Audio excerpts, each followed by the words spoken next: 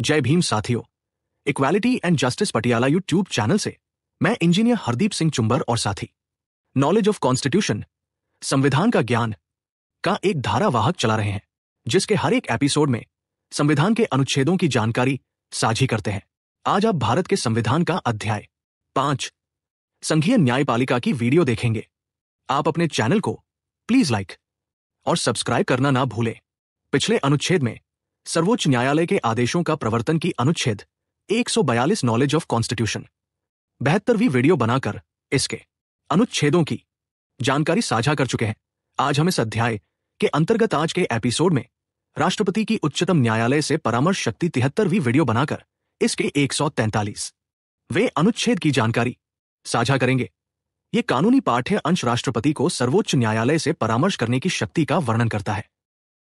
जय भीम साथियों की अनुच्छेद 142 नॉलेज ऑफ कॉन्स्टिट्यूशन 72वीं वीडियो बनाकर इसके पर बात करेंगे। बता दें कि यह कानूनी पाठ्य अंश राष्ट्रपति को सर्वोच्च न्यायालय से परामर्श करने की शक्ति का वर्णन करता है। अनुच्छेद 143 के अनुसार राष्ट्रपति किसी भी समय कानून या तथ्य के ऐसे प्रश्न को सर्वोच्च न्यायालय के पास भेज सकते हैं जो सार्वजनिक महत्व का हो, ताकि न्यायालय उस पर अपनी राय दे सके। उपखंड 2 में यह भी बताया गया है कि राष्ट्रपति कुछ विशेष प्रकार के विवादों को भी सर्वोच्च न्यायालय के पास राय लेने के लिए भेज सकते हैं, भले ही वे आम तौर पर न्यायालय के क्षेत्राधिकार से बाहर हो। यह खंड राष्ट्रपति और सर्वोच्च न्यायालय के बीच परामर्श प्रक्रिया और राष्ट्रपति द्वारा मांगी गई राय पर न्यायालय की रिपोर्ट प्रस्तुत करने के तरीके को स्थापित करता है। फुटनोट्स में संविधान में हुए संशोधनों का उल्लेख है जिन्होंने इस अनुच्छेद की संरचना को बदला है, जैसे कि 42वां और 44वां संशोधन। चलो आओ पहले सुनते हैं अनुच्छेद में क्या लिखा है, बाद में इस पर विशेष चर्चा सुनेंगे। भारत के संविधान का अध्याय 5 संघीय न्यायपालिका का अनुच्छेद 142 उच्चतम न्यायालय की डिक्री और आदेशों का प्रवर्तन तथा प्रकटीकरण आदि से संबंधित आदेशों का प्रवर्तन। 1 उच्चतम न्यायालय अपनी अधिकारिता का प्रयोग करते हुए ऐसी डिक्री पारित कर सकेगा या ऐसा आदेश दे सकेगा जो उसके समक्ष लंबित किसी वाद या मामले में पूर्ण न्याय करने के लिए आवश्यक हो, और इस प्रकार पारित कोई डिक्री या किया गया कोई आदेश भारत के संपूर्ण राज्य क्षेत्र में ऐसी रीति से प्रवर्तनीय होगा जैसा संसद द्वारा बनाई गई किसी विधि द्वारा या उसके अधीन विहित किया जाए, और जब तक इस निमित्त इस प्रकार उपबंध नहीं किया जाता है तब तक ऐसी रीति से प्रवर्तनीय होगा जैसा राष्ट्रपति आदेश द्वारा विहित करे। 2 संसद द्वारा इस निमित्त बनाई गई किसी विधि के उपबंधों के अधीन रहते हुए उच्चतम न्यायालय को भारत के संपूर्ण राज्य क्षेत्र के संबंध में किसी व्यक्ति की उपस्थिति सुनिश्चित करने, किन्हीं दस्तावेजों का प्रकटीकरण या प्रस्तुतिकरण करने या अपने किसी अवमानना की जांच या दंड देने के प्रयोजनार्थ कोई भी आदेश देने की पूर्ण और प्रत्येक शक्ति होगी। नमस्कार। आज हम भारतीय संविधान के एक बहुत ही कह सकते हैं दिलचस्प अनुच्छेद पर बात करेंगे।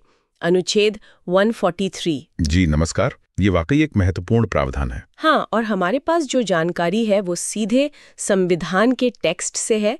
ये अनुच्छेद राष्ट्रपति को एक खास तरह की शक्ति देता है। बिल्कुल, सर्वोच्च न्यायालय से सलाह लेने की शक्ति। सही कहा।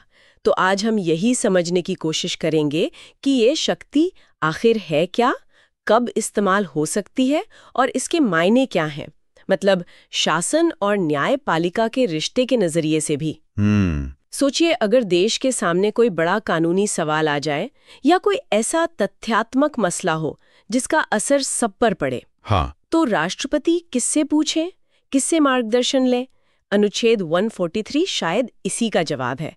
तो चलिए खोलते हैं इसे। जी बिल्कुल। तो वह सबसे पहले अनुच्छेद 143 का पहला खंड 143(1) ये कहता है कि अगर राष्ट्रपति को किसी भी समय कि कानून या तथ्य का, मतलब लॉ या फैक्ट का, कोई ऐसा सवाल उठ गया है या उठ सकता है। हाँ, उठ गया है या उठने की संभावना है, ये दोनों बातें हैं। हाँ, और वो सार्वजनिक महत्व का है, मतलब पब्लिक इंपॉर्टेंस का। जी। और साथ ही जिस पर सुप्रीम कोर्ट की राय लेना राष्ट्रपति को ठीक लगे, मतलब समीचीन लगे, एक्सपीरियंट लगे। अच्छा, तो वो उस सवाल को सुप्रीम कोर्ट के पास भेज सकते हैं विचार के लिए। तो यहाँ देखिए 3 बातें हुई। सवाल कानून या तथ्य का हो सकता है, सार्वजनिक महत्व जरूरी है, और राष्ट्रपति को लगना चाहिए कि भाई कोर्ट से पूछना इस वक्त सही रहेगा। ये समीचीन शब्द थोड़ा सोचने वाला है। मतलब सिर्फ सुविधा नहीं बल्कि राष्ट्रपति का ये आंकलन कि इस वक्त कोर्ट की राय लेना ही सबसे सही कदम है। बिल्कुल बिल्कुल, ये एक तरह का विवेक का इस्तेमाल है। राष्ट्रपति को ये देखना होता है कि क्या इस मामले पर न्यायिक स्पष्टता वाकई जरूरी है और क्या इसे सुप्रीम कोर्ट भेजना ही ठीक रास्ता है। ये शक्ति इसीलिए है ताकि सरकार कोई बड़ा कदम उठाने से पहले या कोई कानूनी पेंच फंसने से पहले ही मुश्किल मुद्दों पर देश की सबसे बड़ी अदालत की सोच जान सके।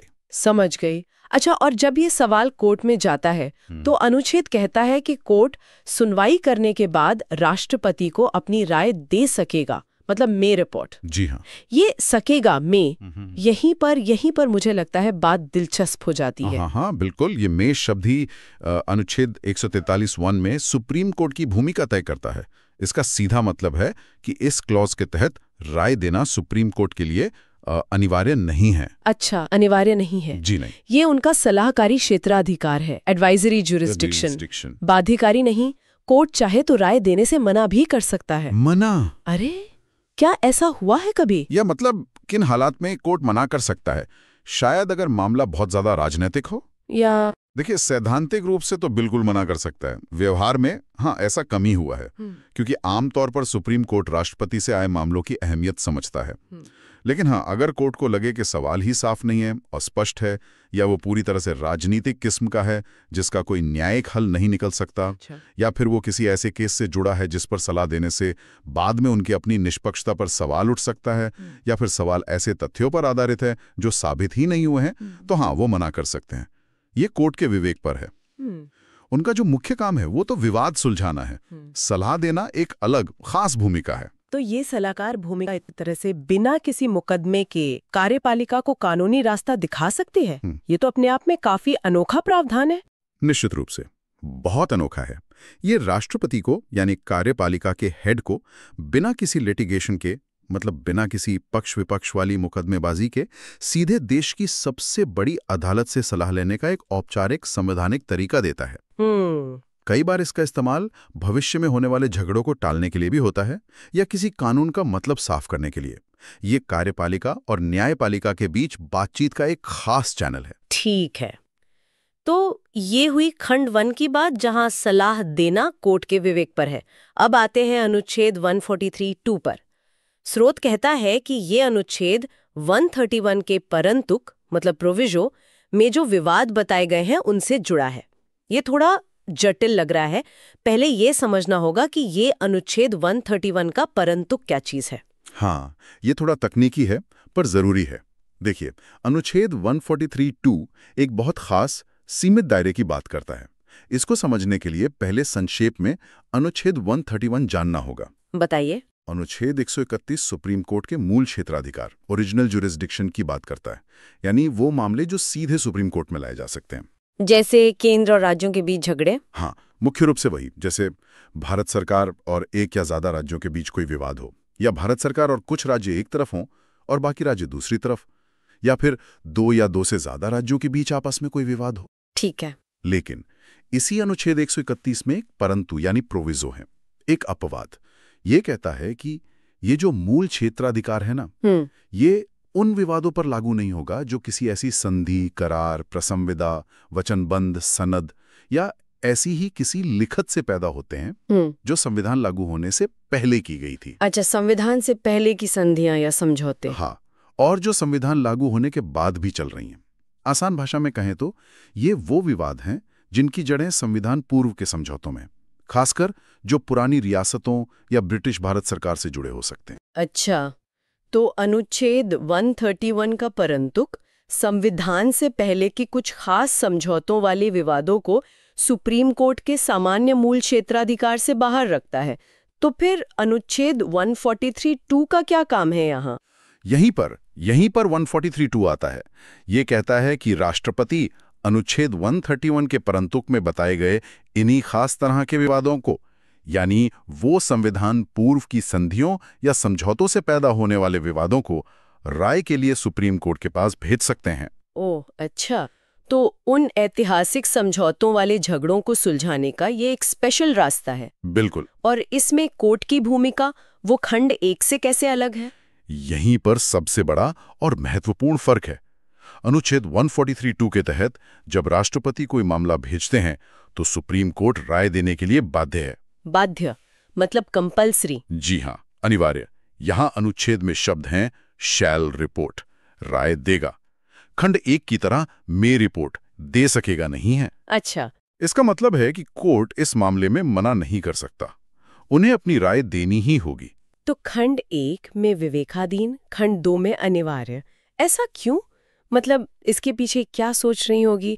क्या इसलिए कि खंड 2 वाले मामले ज्यादा ऐतिहासिक और शायद कानूनी रूप से पक्के दायित्वों से जुड़े हैं, जिनकी व्याख्या देश के लिए जरूरी समझी गई? हाँ, आप काफी हद तक सही दिशा में सोच रही हैं।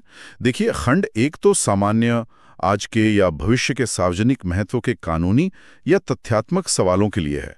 वहां कोर्ट का विवेक जरूरी है कि सलाह देना ठीक है या नहीं। पर खंड 2 उन खास ऐतिहासिक समझौतों और संधियों वाले विवादों के लिए है जो भारत के गणतंत्र बनने से भी पहले के हैं। हाँ। तो संविधान बनाने वालों ने शायद ये सोचा होगा कि इन मामलों में जिनकी जड़ें इतिहास में हैं और जो शायद राज्यों के विलय या ऐसे ही पुरानी व्यवस्थाओं से जुड़े हों, उनमें सुप्रीम कोर्ट की राय लेना शासन की निरंतरता और कानूनी स्पष्टता के लिए अनिवार्य होना चाहिए। अच्छा। इससे ये पक्का हो जाता है कि संविधान पूर्व की जो कमिटमेंट्स हैं, उनसे जुड़े मुश्किल कानूनी मुद्दों पर देश की सबसे बड़ी अदालत का मार्गदर्शन मिले।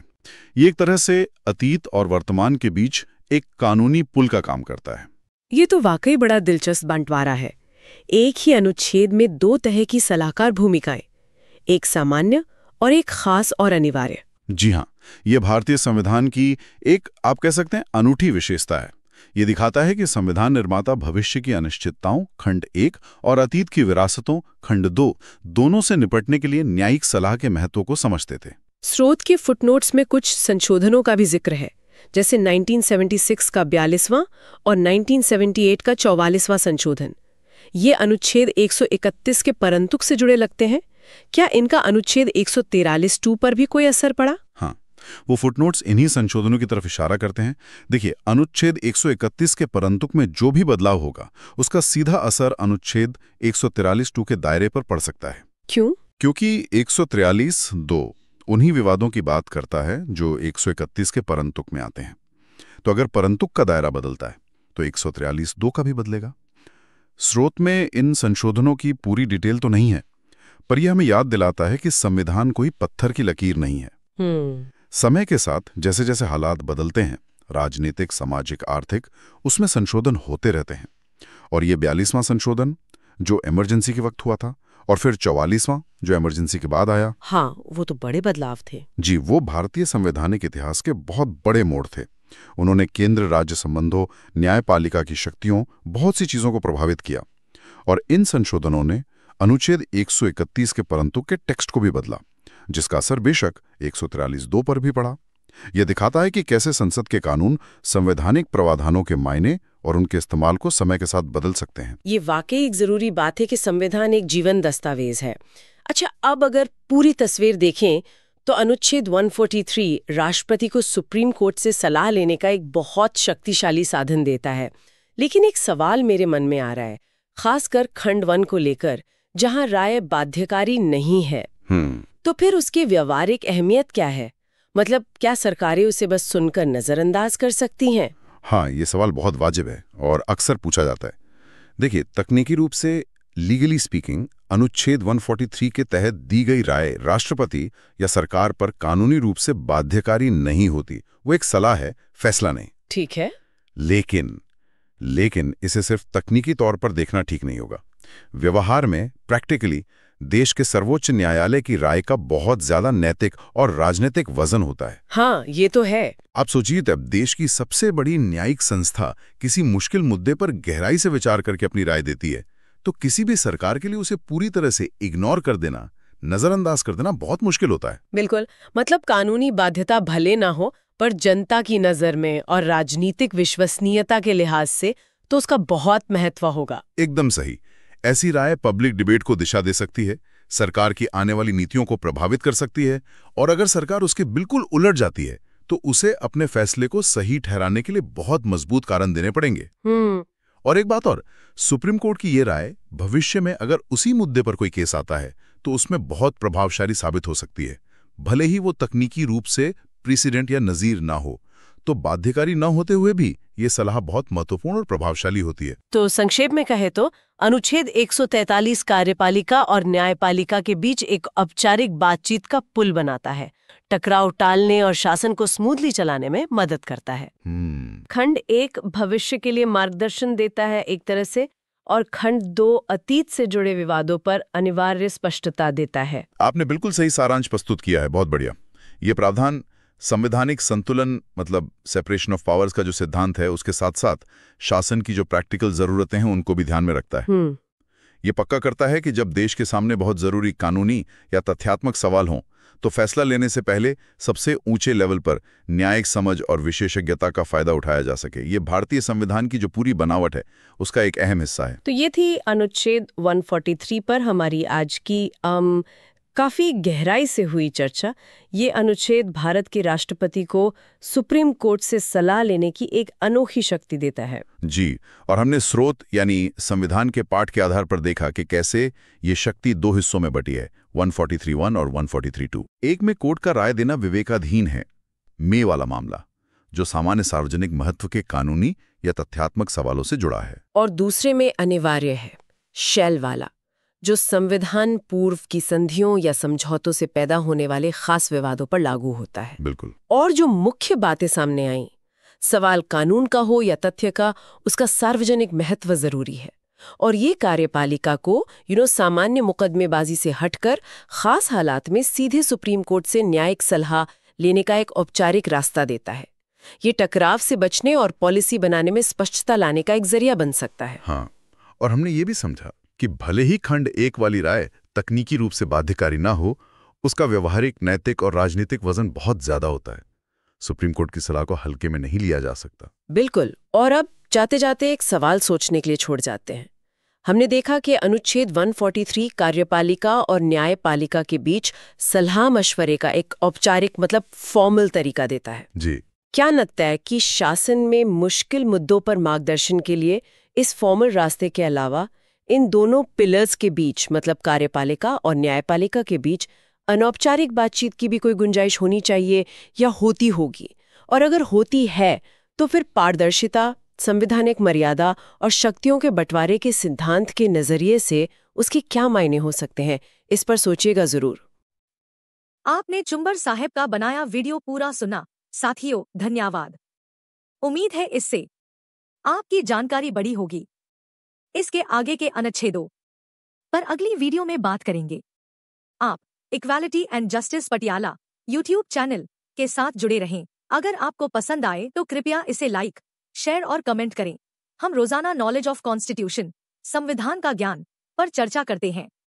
अगर चाहते हैं कि आपके भाई, बहन और मित्रों को भी संविधान का ज्ञान हो तो कृपया इस वीडियो को उनके साथ साझा जरूर करें।